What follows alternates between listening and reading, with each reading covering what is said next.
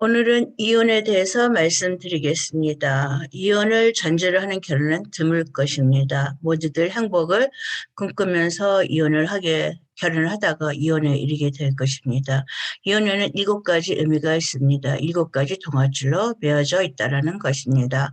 법적인 이혼입니다. 서류상의 이혼을 말합니다. 남남이 되었다는 것을 말하겠죠. 우리는 보통 이것을 이혼이라고 말합니다. 그러나 그 밑에 다른 의미의 동아줄로 묶여져 있는 이혼의 의미가 있습니다.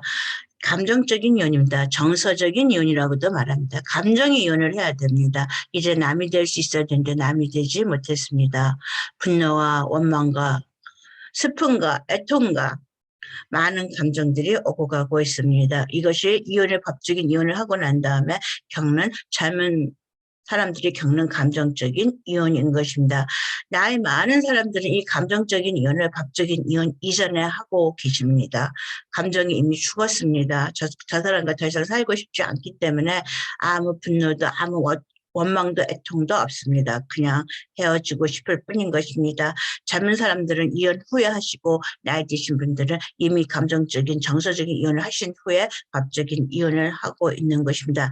이 감정적인 정서적인 이혼이 일어나게 되면 자녀들에게도 많은 영향을 미치고 있습니다. 경제적인 이혼입니다. 수입이 줄어들게 되고 집이 줄어들게 될 것이고 여러 가지로 직장 문제도 힘들어지게 될 것입니다. 그리고 이 경제적인 이혼은 이혼하신 후에 노년에 더 많이 다른 의미를 가지고 다가오게 될 것입니다.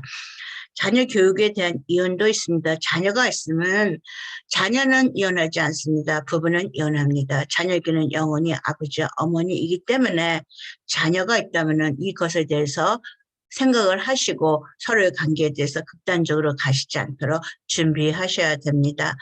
자녀 때문에 자녀의 그 결혼식 또 상견례 또 자녀 그 손자 손녀의 그 탄생 또 자녀가 몸이 그 응급시에 다시 만나서 문제를 해결해야 될 경우도 있을 것입니다.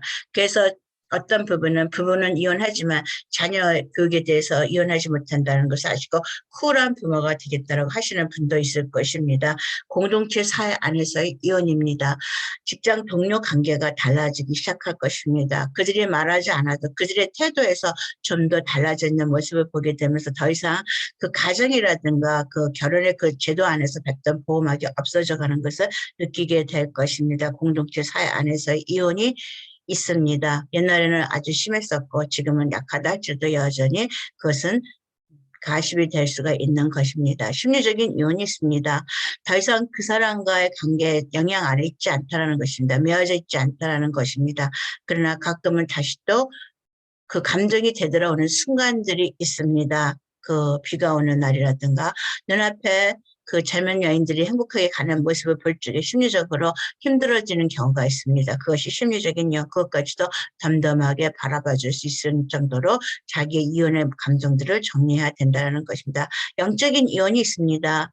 크리스천인 경우에는 하나님께 그 결혼의 사역을 하고 깨어진 것에 대한 회개와 용서에 대한 이혼입니다. 그러나 크리스천이 아니라면 지인들한테 부모와 가족들한테 그 결혼 생활을 이뤄가지 못했던 것에 대한 미안함, 사죄일 것입니다. 이렇게 이혼의 7가지 의미가 있고 7가지 동아줄을 다 끊고서 정리를 한 후에 재혼을 하시는 것이 아니라 이 중에 2-3개만 정리하시고 또다시 재혼을 하시게 될 것입니다. 그러면 또 그 상대가 초혼인 경우에는 이 사람이 이 짐을 들고 가는 것이고 이 사람도 이혼하셨다든가 그렇다면 또다시 짐들을 다시 지고 생활을 하게 되면서 또 다른 문제를 야기하게 될 것입니다.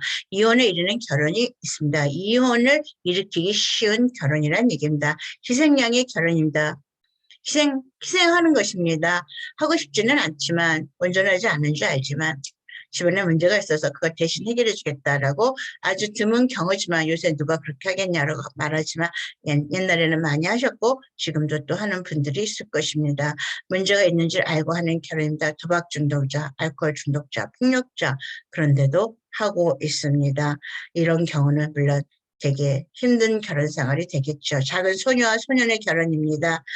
나이를 말하는 것이 아니라 실제적인 것을 말하는 것이 아니라 정신적인 건 내구성을 말합니다. 전문직에서도 작은 소녀와 소년의 결혼이 일어납니다. 왜냐하면 한 전문직으로서 그 입장의 것들은 이루어지만은 스트레스 관리를 못했을 경우에, 또 부부간에 문제가 생겼는데 부부가 해결하지 않고 부모님한테 들고 갔을 경우에, 또 부부간에 경제적인 문제가 어려울 때 부모의 도움을 당연시하고 받든가 할 적에 문제가 일어나게 될 것이다.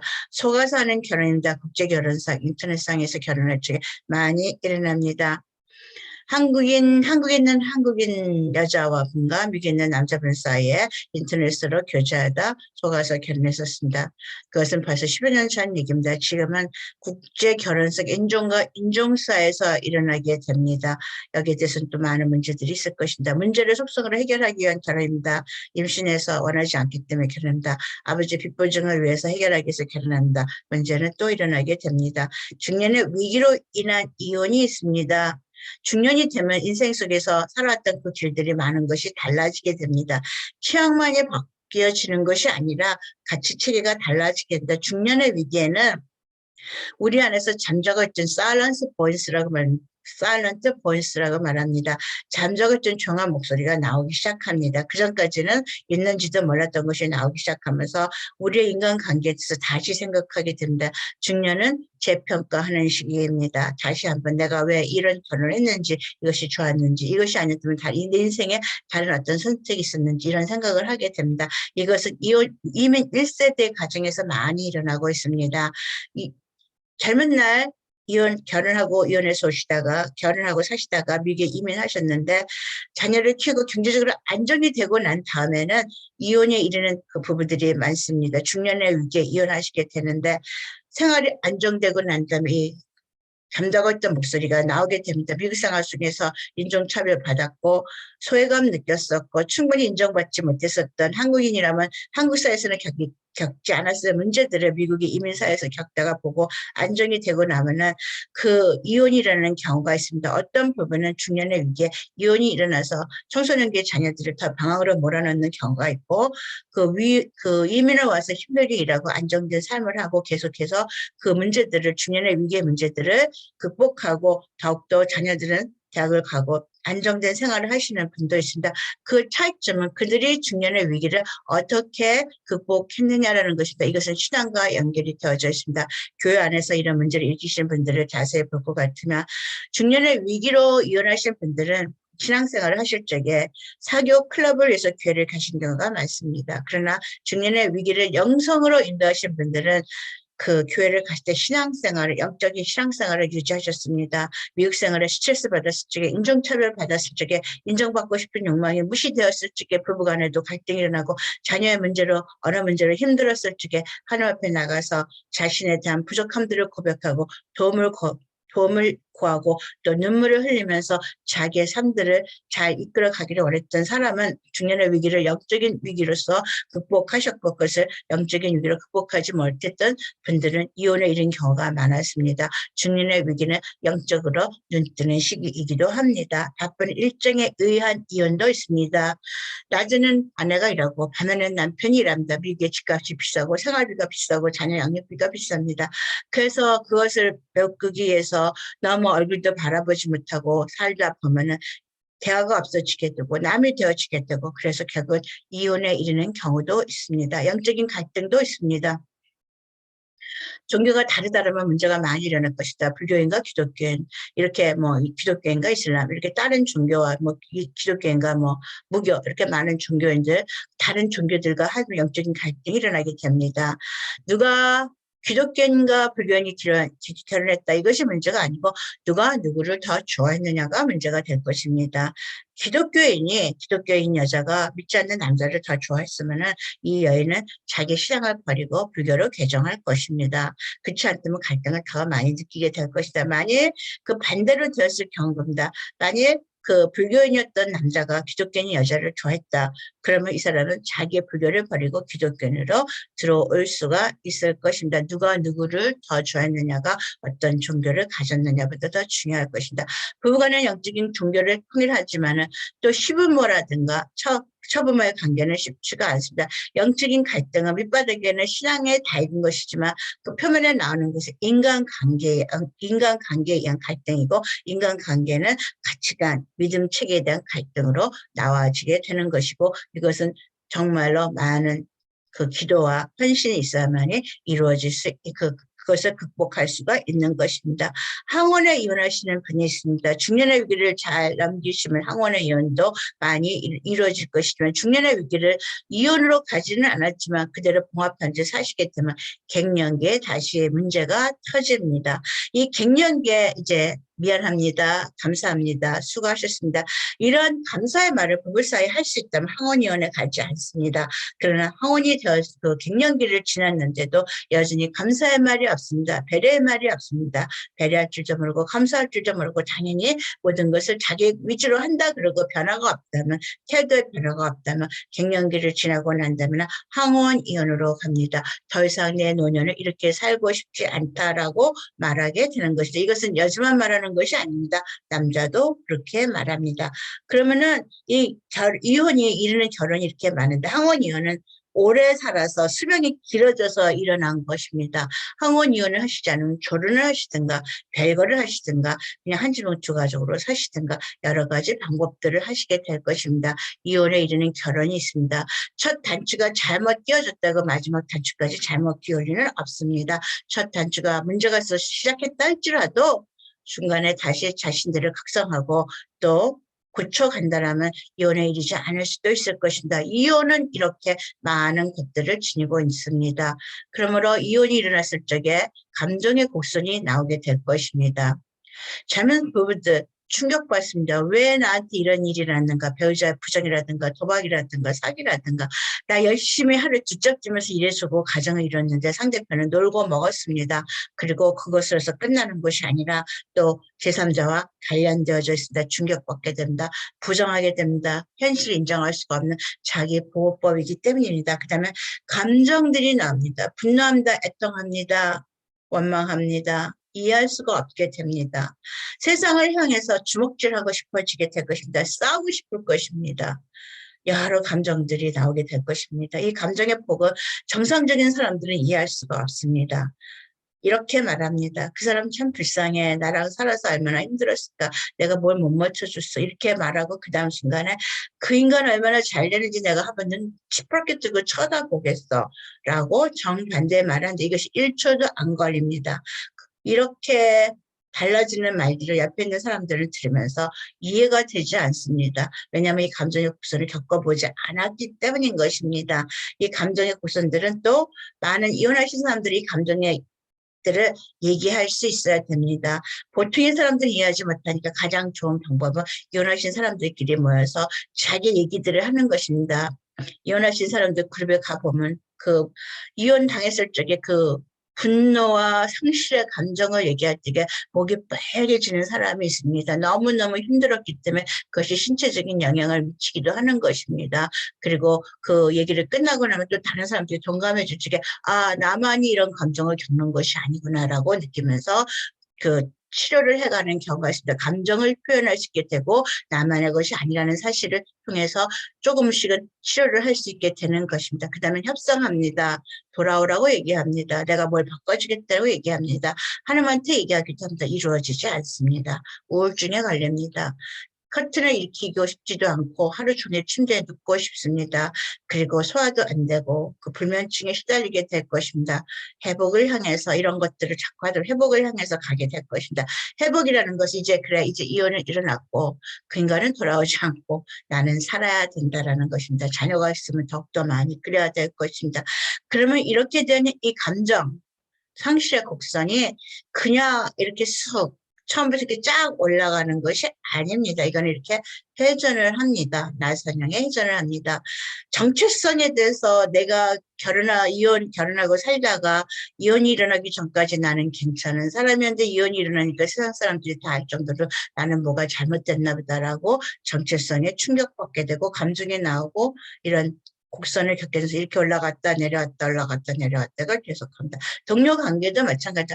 그 전까지는 나에게 사심없이 대했던 친구가 다른 눈으로 보여주기 시작합니다. 또 그도 그런 눈으로 말할 수도 있을 것입니다. 사회적인 위치도 마찬가지입니다. 내가 괜찮은 사람이었었는데 더 이상 그렇지 않다는 사실들을 사람들이 어머 이혼했어 라고 말하면서 쳐다보면서 대화를 시작하는 사람도 있을 것입니다. 또 이혼에 대해서 아직 이혼한 사람들을 무시하는 사람도 있을 것입니다. 왜 그럴까요? 사실 그 사람도 이혼하고 싶었던 사람인데 그는 이혼하지 않고 살았기 때문에 이혼한 사람들에 대해서 더 많이 비난하는 경우도 있습니다. 삶의 수준도 왔다 갔다 할 것이 부모로서 정체성도 마찬가지입니다. 나는 괜찮은 부모였는데 이혼하고 나니까 왜 문제가 그렇게 많은가요? 자녀 양육의 문제, 자녀들 돈 줘야 교육의 문제, 교육비의 문제, 문제들이 일어나게 됩니다. 수입도 마찬가지입니다. 더 이상 한 직장을 계속할 수가 없어 움직여야 될 경우도 있고 교인들이라면 교회를 떠나는 경우가 가장 많을 것입니다. 신체적인 상실입니다. 신체적으로 병이 생길 수도 있습니다. 이것이 이렇게 한꺼번에 상실을 극복하는 것이 아니라 회복을 이렇게 감정들의 상실의 곡선을 계속해서 나선형으로 들고 있다라는 것입니다.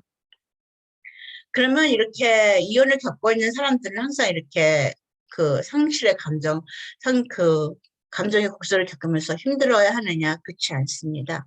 믿음 체계를 바꾸셔야 됩니다. 회복을 위해서, 치료를 위해서 믿음 체계를 바꾸시기 바랍니다. 사건이 일어나면 우리는 감정이 따른다고 생각합니다. 아닙니다. 사건이 일어나면 믿음 체계가 있습니다. 그리고 감정이 납니다. 이 믿음 체계라는 것은 우리가 어렸을 때 형성합니다. 여기서 이전에 형성한 것은 무의식으로 들어가게 된다. 가치관이라고도 말하는데 우리가 말하는 가치관은 어린이 되어서 생성한 것이고 믿음 체계는 무의식적으로 가치관을 형성하기 이전에 채워져 있는 것입니다. 수동적으로 생기게 되고 여러 가지 것들을 우리는 이 믿음 체계를 정말로 정직하기를 위해서 자기를 되돌아보면서 이 믿음 체계를 점검해야 되는데 이혼이 일어나면 이 믿음 체계가 다시 드러나게 될 것입니다. 믿음 체계에 따라서 이혼이라는 사건을 받아들이는 감정이 달라지고 인생의 방향이 달라지게 될 것입니다. 이 감정의 곡선을 다음 주쯤이면 2년 안에 끝내실 수가 있습니다. 이혼하실 때 빨리 정리하시는 분들이 있습니다. 이 감정의 곡선을 7년까지 끌고 가시는 분이 있습니다. 보통 5년 안에 결정이 돼야 되는데 7년까지 끌고 가시면은 상담자를 찾아가셔야 될 것이다. 5년 걸리는 분이 있습니다. 우울증입니다. 그리고 이렇게 내가 감정의 곡선을 겪을수록 주위 사람들이 힘들겠죠. 그리고 주위 사람들도 자꾸 멀어져 가게 될 것이다. 기질에 따라서 이것도 달라져 가게 되는데 나중에 이것을 잘 극복하지 못하면 노년에 또다시 후유증을 일으키게 됩니다. 갱년기가 지났을 경우에 또다시 회한이 남게 되는 것이다. 그럼 사건이 일어났을 적에 믿음체계를 어떻게 바꾸느냐를 결정하셔야 됩니다. 그래야 감정이 바뀌어지고 인생의 방향이 달라지게 될 것입니다. 이혼이라는 사건이 일어났습니다. 평소에 믿음 체계가 나는 사람들을 통해서 사랑받습니다. 남편을 통해서 사랑받고 주의 조건을 해서 사랑받습니다. 상대적인 가치관을 가지고 있다면 상대적인 정체성을 가지고 있다면 남편이 나를 떠난 사건이 이혼이라는 사건이라서 이혼이 일어나면 믿음 체계가 뭐라고 말해요? 나는 남편이 나를 떠났고 나의 상대적인 가치는 남편에서 결정되고 사람들에서 결정되고 나는 건강하지 않고 온전하지 않고 그러니까 감정은 슬픔과 애통이 되고 그 다음에 행동은 나는 그러니까 빨리 다른 사람을 만나서 다시 남편을 만들어야지고 지원에 러시하게 됩니다. 그렇게 되면 또 다른 문제가 생기게 될 것입니다. 이 감정의 곡선을 정리하시고 지원을 하신다면 이 감정의 곡선을 혼자서 정리하기 힘들습니다. 그래서 이혼하신 분들의 몸에 가서 같이 정리를 하시는 것이 좋습니다. 이것을 정리하시고 재혼에 대해서 상담을 가셔서 결혼하신 분들은 80%를 성공하십니다. 그러나 이것을 하시지 않고 가신 분들은 상처를 치료하지 않고 결혼하신 분들은 80%가 이혼을 합니다. 그런데 여기 믿음 체계가 사건이 일어났어요. 이혼이 일어났는데 나는 이혼과는 상관없이 난 여전히 귀중한 사람이야. 사랑받을 가치가 있어. 하나님이 나를 사랑하셔. 내 가족도 나를 사랑해. 이런 믿음 체계를 들고 있다면 나는 나로서 살겠다라고 말하면 이 감정의 이런 이혼의 곡선들을 감정을 곡선으로 만들 수가 있고 또 회복해 갈 것이다. 그러면 나는 지금 다른 여자를 만날 필요가 없어. 나는 우선 이 이혼의 상처 속에서 나를 치료하고 성장시키고 난 다음에 다시 남자를 구하든가 여자를 구하든가 지원을 할 수가 있다라고 성장 시간으로 가질 수가 있습니다. 이 믿음 체계가 무엇이냐에 따라서 이것이 달라지게 되고 감정이 달라지면 행동도 달라지게 될 것입니다. 이 감정 곡선, 엘자 스코버러스가 만든 이 감정 곡선, 그녀는 이것을 암 환자를 치료하기 위해서 하다가 발견한 것이다. 이것은 누구나 갖는 감정의 곡선이고 이혼하신 사람들은 상실의 곡선이 되고 이혼 안에서 이것을 성장의 곡선으로 바꾸시는 분들이 있습니다. 감정이 이혼하셨던 경우가 있지만 그 감정 이혼을 결혼이라든가 항원인으로 끌고 가지 않고 중년의 나이에 갱년기에 이것을 성장 곡선으로 바꾸시는 분들이 있습니다. 인생에서 그 질병이 일어나고 사업 실패가 일어나고 배우자의 부정을 겪어도 이혼하시지 않는 분들이 있습니다. 그럼 충격받고 분노하지만 협상하고 우울증 그리고 받아들입니다. 자기를 위해서 회복하시는 것입니다. 그러면 이 감정의 곡선은 더 이상 상실의 곡선이 아니고 성장의 곡선이 됩니다. 인간은 누구나 다 이 감정의 곡선을 겪으면서 성장하도록 되어져 있는 것입니다. 이혼이 일어나서 이것을 그 감정을 상실의 곡선으로서 바꾸시든가 그 이혼하지 않고 가정 안에서 정서적인 이혼이 일어나서 자녀들한테 피해를 주기는 하지만은 그래도 이혼이 하지 않고 가정에 머물러고 노년까지 머무르든가 성적의 곡선을 만드시든가 이것은 믿음책의 선택의 문제인 것입니다. 이혼하셨으면 중요한 결정은 피하셔야 됩니다. 격정적이기 때문에 극단적인 그 결정을 할 수가 있습니다. 결정한다면 의견을 구하십시오. 의견을 구하지 못할 경우에는 정말로 힘들어질 것입니다. 배타하지 않습니다. 감정은 쉽게 말합니다. 잃어버린 사랑은 다른 사랑으로서 채워진다라고. 이혼하시면 그렇지 않습니다. 사별하신 분들도 마찬가지입니다. 이 사별하신 분들 이런 감정의 곡선을 겪게 됩니다. 배타하지 않습니다. 치유를 첫 순위에 놓습니다. 이혼을 했든 사별을 했든 마찬가지입니다. 동성애 기도 상대자를 구하십시오. 이성을 구하지 마십시오. 내 마음이 흔들리기 때문에 유혹에 노출되고 있습니다. 일주일에 3번 운동해서 스트레스를 줄여야 됩니다. 하나님 향해서 지금처럼 마음을 여는 때가 없을 것입니다. 결혼 생활에 했던 자매가 있었습니다. 남편이 정말 잘생겼습니다.